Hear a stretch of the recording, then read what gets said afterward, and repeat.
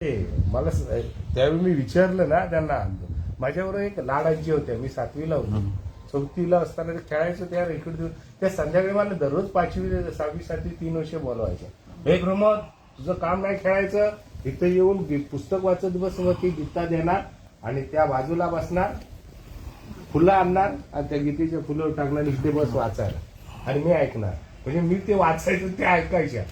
त्यावेळी मला ते सांगायच्या, पम्मू हे असं नसतंय. म्हणजे ती त्यावेळी त्या 57-58 वर्षाच्या त्या गंगू आजी, मला अजूनही आठवण येते. अगदी म्हणजे वेड्या त्या विठ्ठलाला. त्या सगळ्या कॉलनीत सगळ्यांच्या गंगू आजी फेमस. पण ती फुलं आणायला निघाली की 4 शिव्या देऊन सगळ्यांनी निघून जायची. काय काय कार्टे काय, म्हणजे त्या कॉलनीतल्या बायका वगैरे तर त्या विधवा होत्या, पण जर 60च्या ह्याच्यात पोचलेल्या होत्या, पण त्या इतक्या परमात्माला पोचलेल्या होत्या की त्या बायकांना सगळ्या कॉलनीत सगळ्यांनी शिव्या देऊनच कामाला जायचं. पण ते कोणाला जर तिने बोलल्या नाहीत ना, तर त्या बायका म्हणजे गंगू आजी अजून गेली नाही वाटतं. 7 त्या ऑफिसला जायच्या ना सकाळी, अशा म्हणजे कामाला होत्या त्या गव्हर्नमेंटला.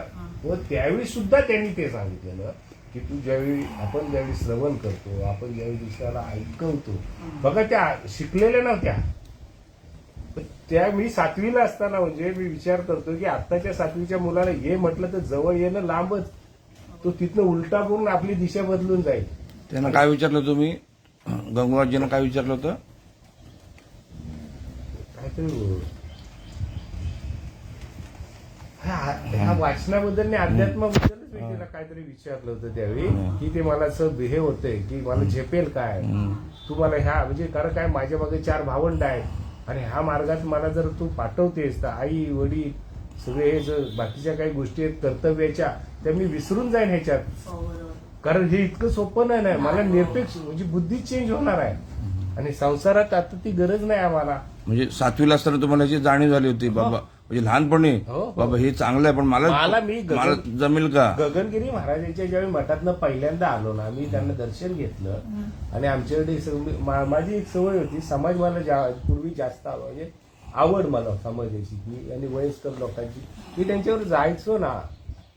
तर मी 3ऱ्या ट्रिपला गेलो होतो. तुम्हाला सुद्धा आम्ही गगनगिरी महाराजांच्या इथं, माझ्या भोसले म्हणून मित्र त्यांची पुतणी वारली.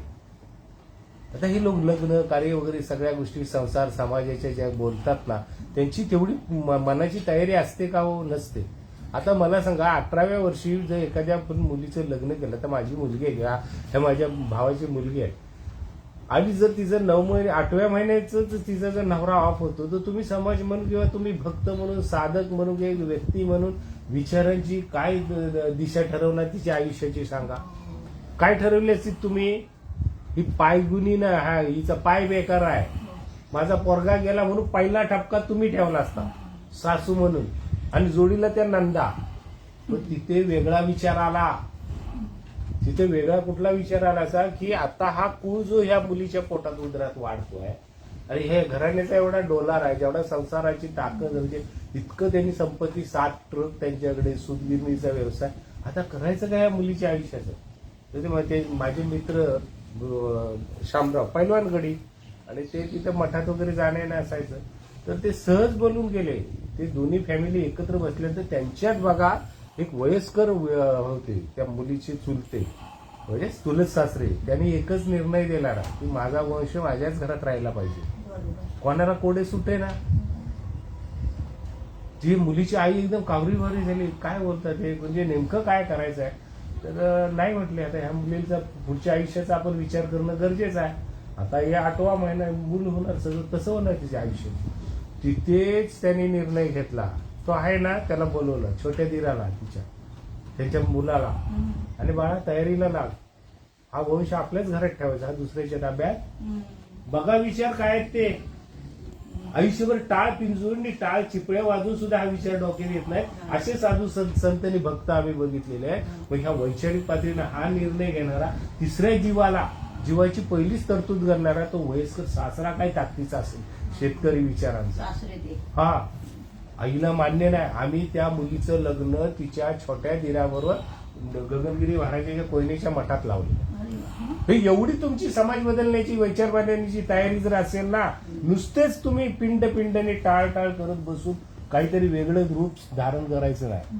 समाजकार्यामध्ये शिरत असताना तुम्ही आध्यात्मिक पॉवरचा योग्य दिशेने योग्य वेळी जर तुम्हाला वापर नाही करता आला तर तुमचं कार्य अधूर राहतं. सगळ्यांचा विरोध. आम्ही ते लग्न लावलेलं, हा संसाराची वेळ एक चांगल्या पद्धतीने पुढे गेली, त्यांचं कुळ पण त्यांच्या राहत. तर सांगायचं असे सुद्धा काही जे संदेश असतात हे समाजापर्यंत तुम्हाला पोहोचवत असताना त्या योग्य वेळी तो निर्णय घेऊन आपण त्या क्षणापर्यंत त्या व्यक्तीनं पोहोचवण्यासाठी तुमचा शब्द तिथपर्यंत पोहोचतोय की नाही याची जाणीव पण तुम्हाला झाली पाहिजे. आणि ती जाणीव होण्यासाठी तुम्ही त्या पद्धतीचं आचरण ठेवलं पाहिजे. पण ते लोक अरे असं कसं शक्य आहे, ते होत नाही, त्यांची कृपा ती बसलीत त्याच्यासाठी, पण त्यांना काय पाहिजे हेच तुम्हाला कळत नाही आणि तुम्ही नको ते कार्य करताय. त्यांना बोलून देतो. म्हणजे कसं होतं महाराजांचं तळमळ होती राष्ट्र उन्नतीची. हा बरोबर. आणि लोक जायची माझं हे बरं होईल का ते. बरोबर आहे. मग आज जे आम्ही प्रकाश आम्ही जे कुठेही जातो ना, आम्ही सगळ्या लोकांच्यात बसतो, उठतो, सगळं करतो. पण आम्हाला ती जाणीव ज्यावेळी होते ना की महाराजांनी काय केलं नाही, मोठमोठ्या संत लोकांनी आपलं आयुष्य दिलं नाही, कित्येक प्रत्येक जर प्रत्येकाच्या हिश्श्याला आलेल्या कार्यातून राष्ट्र उभारणीचं काम करत असताना सावरकर असू दे, भगतसिंग असू दे, किंवा कोणी टिळक बिळक असे मोठमोठे लोक जे काय होऊन गेलेले आहेत ना, त्यांचा जो काय दृष्टिकोन होता तो लांबच राहिलाय ना, अजून पूर्णत्वाच कुठं गेलाय. महाराजांचा तुम्हाला वाटतं आपण मराठी म्हणून ज्यावेळी आपण छाती काढतो, आपण राजे म्हणून स्वतःला मिरवतो, सरदारकी म्हणून आपण स्वतःला मिरवतो, मग ती जी कर्तव्याची जाणीव आज कुठल्याकडे राहिले काय? पूर्वी कसं होतं, ज्यावेळी आम्ही कळकुशीत जाऊ दे किंवा पेडामेट काशात जाऊ दे, ते आमचा समाज गाव चालू होत होता. आमच्या समाजात एक कारभारी वानकरी गाव चालू होत होता आणि बहुजन समाज त्याच्या मागे दिशा धरून चालत होता. पण होते त्याचं, पण त्यांना त्यावेळी ते महत्व का होतं, त्यावेळी त्यांना एवढी पॉवर का होती, कारण त्यांचं आचरण सुद्धा तसं होतं. ते नुसतेच गाव पुढारी नव्हते, तर त्याचं आचरण स्वतःचं ठेवून गावातल्या बौद्ध समाजापासून सगळ्या चांभार समाजाची व्यक्ती असू दे, ह्या सगळ्यांना एका ताटावर ते बैठकांना बसवत होते. भले त्यांचे खांब वेगवेगळे होते, पण ते लोक तुम्हाला मानत होते, कारण तुमचं आचरण पण त्या दिशेनं जात होतं. तुमचं कृती होती, माझा गाव, माझ्या वाडीतला, माझ्या समाजातला, माझ्या बहुजन समाजातला. आता मला सांगा, हा कमाल आमच्याकडे आहे का, ब्राह्मणाकडे आहे का, कुठल्या मराठ्याकडे राहिलाय का? म्हणजे काळ बदललाय ना, विचारांची देवाणघेवाण घेऊन. मग आम्ही कधी बदलायचं? आम्ही दरवेळेला हे मी ब्राह्मण, मी राव. मग तुम्हाला देशीत जर साध्य करायचं असेल तर तुमची बामणगिरी पहिली बाजूला ठेवा, तुमची रावगिरी मराठ्यानं तुम्ही बाजूला ठेवा. तुम्ही आता उतरा खुर्चीतनं खाली. तुम्हाला ते खुर्चीत 100 एकरनी 200 एकरनं बसवणारे गेले, ते आत्मे आता तृप्त होऊन गेले कंटाळून. ते तुम्हाला कंटाळले, खरं तुमच्याकडे जे पाहिजे ते नाही आणि नको त्याच्या मागे तुम्ही धावताय. आणि आम्ही हे करतोय, आम्ही ते करतोय, उभारणी करतोय, असं होतं. ते शक्य नाही. मतप्रवाह जे आहे ते बदलणं फार महत्वाचं आहे. आणि एका दिशेने तुम्हाला बांधणी करणं हे प्रत्येक काळामध्ये कुठला ना कुठला तरी पुरुष जन्माला येतो. त्या पद्धतीने हा एक आता आला, पण त्याला सुद्धा किती संकट आहे. 3 वेळा सत्तेवर बसलाय दिल्लीच्या तख्तावर हिंदू राष्ट्रासाठी, तरी त्याला तरी तुम्ही मानताय काय?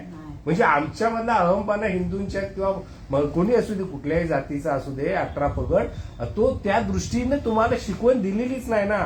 त्याच्यासाठी दरवेळी कोणतरी शिवाजी महाराज येईल. प्रत्येक पर्वात आम्ही कुठल्या तरी नावाची अपेक्षा करतो, त्याच्या मागे जातोय. आता मोदी आले, आता मोदी